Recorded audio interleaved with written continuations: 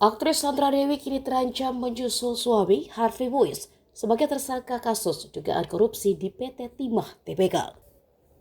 Kepala Pusat Penerangan Hukum Kejagung Ketut Sumedana mengatakan Sandra Dewi bisa berpotensi jadi tersangka apabila dalam pemeriksaan ditemukan indikasi keterlibatannya. Sebab menurutnya sebagai istri semestinya mengetahui tindak tanduk Harvey Muiz sebagai suaminya. Meski begitu, Ketut belum bisa memastikan apakah istri Harvey itu mengetahui terkait kasus korupsi timah sang suami. Hal senada disampaikan oleh praktisi hukum Timothy Ezra. Menurutnya, Sandra Dewi berpotensi dipanggil untuk menjalani pemeriksaan perihal kasus suaminya. Pasalnya, menurut Timothy, pihak yang berwenang tentu akan menyelidiki lebih dalam apakah Sandra Dewi ikut berperan dalam bisnis ilegal milik sang suami.